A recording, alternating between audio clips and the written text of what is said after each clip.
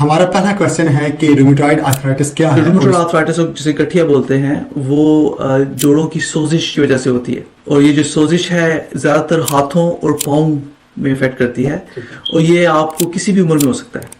Young person को भी हो सकता है, बूढ़ों को भी हो सकता है, मिडिल लाइफ में भी हो सकता है। जो ऑस्टियोआर्थराइटिस है जोड़ों के घिसने की वजह से होता है आम टर्मिनोलॉजी में।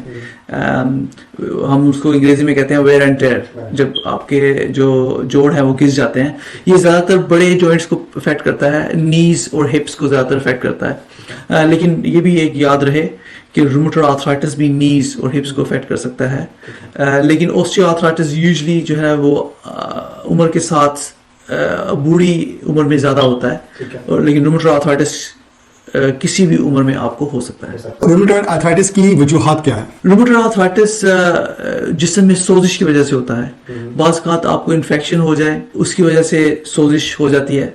जो लोग स्मोकिंग करते हैं उसमें बॉडी में सोजिश हो सकती है। हमें उसका एग्जैक्ट जो है कॉज नहीं पता, वजह नहीं पता, लेकिन आपकी डाइट अच्छी ना हो, आप स्मोक करते हो, और इन्फेक्शन के बाद भी बाज़ औक़ात ये ट्रिगर हो सकता है। तो जैसे दो टर्मिनोलॉजीज हैं, रूमेटॉइड आर्थराइटिस एंड ऑस्टियोआर्थराइटिस। इसमें अगर क्लियर हमने फर्क करना हो तो हम कैसे मरीज को कैसे समझा सकते हैं कि वो रूमेटॉइड आर्थराइटिस के मरीज हैं या ऑस्टियोआर्थराइटिस के मरीज हैं? मैं आपको स्पेसिफिक तो नहीं, क्योंकि हर मरीज की जो है शिकायत डिफरेंट होती हैं, लेकिन आपको मैं जनरली एक चीज बता सकता हूँ कि ज्यादातर ये होता है कि रूमेटॉइड आर्थराइटिस जो है, जो गठिया है, वो आपके छोटे जॉइंट्स को शुरू में इफेक्ट करता है, स्पेशली हाथों और पाँवों को। जैसे कि हाथ की उंगलियों में। हाथ की उंगलियों में जी। तो हाथ की उंगलियों में, रिस्ट में, कलाई में जिसे बोलते हैं, आपके एंकल्स में, और आपकी जो टोज हैं उसमें जो ना सोजिश होती है। तो आपको सोजिश होती है, आपको अकड़ाहट होती है जिस्म में और जोड़ों में। जो अकड़ाहट है वो ज्यादातर हाफ एन आवर से ज्यादा होती है। पेन तो होती ही है, लेकिन जो ऑस्टियोआर्थराइटिस है जो जोड़ों के घिसने की वजह से होता है, वो ज्यादातर आपके नीज और हिप्स को इफेक्ट करता है। उसमें यह है कि आप जब चलते हो तो आपको दर्द होती है, जब आप रेस्ट करें तो दर्द ठीक हो जाती है।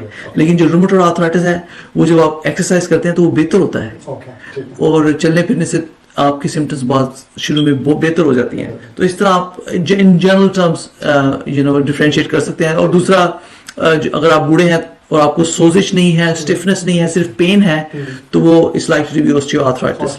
और दूसरा कि जो रूमेटॉइड आर्थराइटिस है वो ज्यादातर दोनों हाथों और दोनों पाँव को इफेक्ट करता है यूजुअली सेम टाइम पे। लेकिन ऑस्टियोआर्थराइटिस यूजुअली कभी आपके नी दाएं नी में है या बाएं हिप में है, तो यूजुअली दोनों जोड़ों को इकट्ठे नहीं यूजुअली इफेक्ट करा जाता। बहुत शुक्रिया नाज़रीन आज का सेशन देखने के लिए। अगर आज का प्रोग्राम आपको मुफीद लगा हो, आप अपने दोस्तों और रिश्तेदारों से इसको शेयर कर सकते हैं, और हमारे चैनल को सब्सक्राइब भी कर सकते हैं।